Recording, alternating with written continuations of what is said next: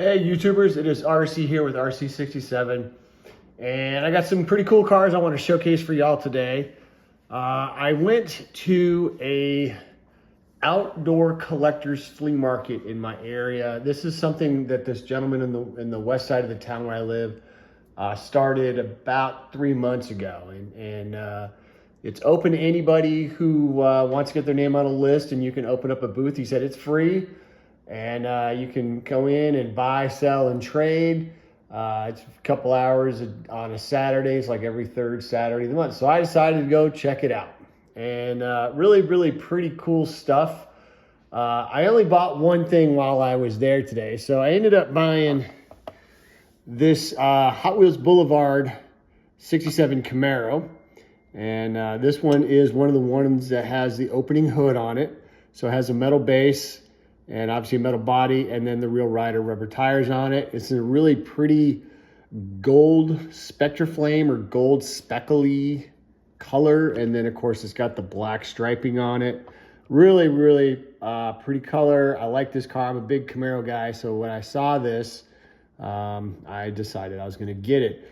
What I found interesting at this little flea market was there were some guys there that had a lot of cars that you can pick up for fairly reasonable prices, even at flea markets and stuff, for just a couple bucks, you know, maybe up to $5 or $6 or even $10.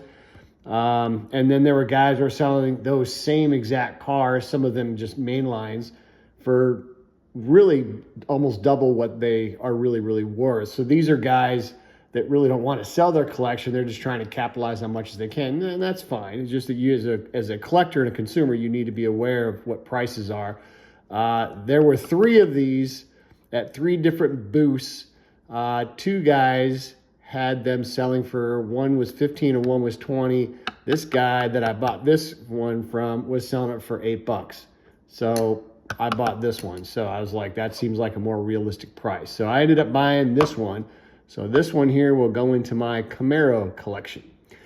So then while I was out, I was heading back towards my direction of town, and I decided I'd swing into this supermarket. And this is a part of town I'm not normally in. This is not in my normal area that I call hunting or fishing or whatever you guys like to, your vernacular of choices to use it.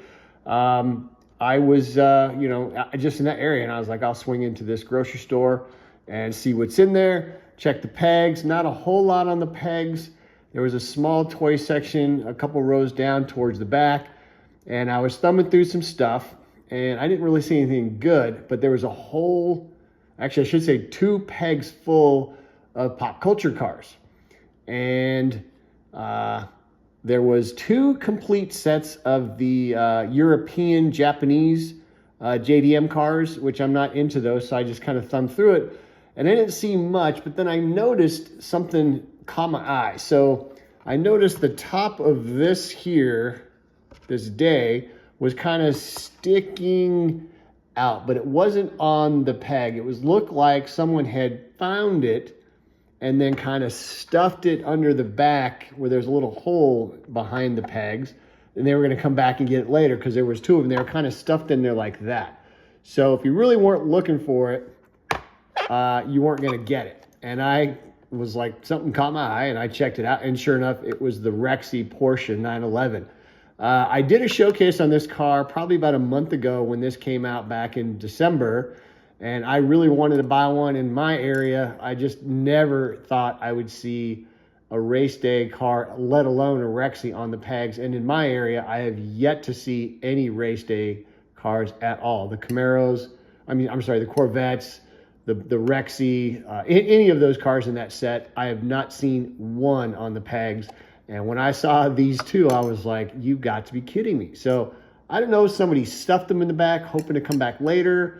I don't know. I'm not sure what it was, but anyway, I've already showcased this car before, so I got 2 of them. So one I'm going to keep in the package because I've got one loose now, and then the other one I will probably give this one to my brother. So he doesn't ever see anything in his area either. So I figured, you know, I might as well give him one. So hopefully he'll enjoy this one. So anyway, that's what I found there. Then moving along there. There's a store I go to. It's an indoor antique store I frequent probably once every couple of months or so. And they had some ZAMACs, and so I was thumbing through it, and I found a couple of these ZAMACs. One is from 2014, which is the 2012 Ford Mustang Boss 302 Laguna Seca, and then the 2020 Shelby Cobra 424 or 427 SC. So I picked up a couple of these. I am into the ZAMACs. These are pretty cool looking cars. That raw metal look, and then of course they got the deco on here. This one here is pretty basic with the Shelby here, just kind of the general orange stripes on it, but really a pretty cool looking car.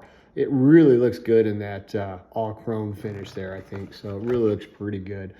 And then while I was there, then I also found these Hot Wheels 50th anniversary, and they're basically a reproduction of the original Sweet 16 that came out from 1968, and they had the 50th anniversary logo on it, but they're done in a Redline era type of a wheel to kind of give people some of that nostalgic, if you will, with the collector's market.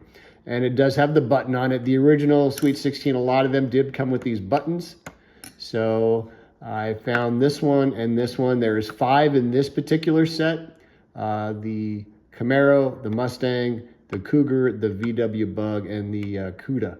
Unfortunately, there was only these 2. The other 3 were not on the pegs. I was really hoping they would be, because it would really be nice to have this set of 5 would be pretty cool. But nonetheless, opening hood on the Cougar, opening hood on the Camaro, and both in the Redline series. But again, the replica cars, but still nonetheless really, really pretty cool. And a lot of you guys know I did restore the original Sweet 16 last year. So what I'm trying to do now is just, if I can pick up cars that, you know, are of that same era, technically, I was going to try and add those into my collection. But nonetheless, those are some of the cars I got here. Really pretty cool. And it was a good little find today. I really enjoyed being out and having fun. Like I said, if you all can get out to your local area and find some cars, it's really pretty cool. You meet a lot of really neat people. And it gives you a chance to kind of swap stories and maybe even buy, sell, or trade cars. So, but anyway, I hope everyone's having a great day out there. This is RC with RC67 signing off. Y'all take care.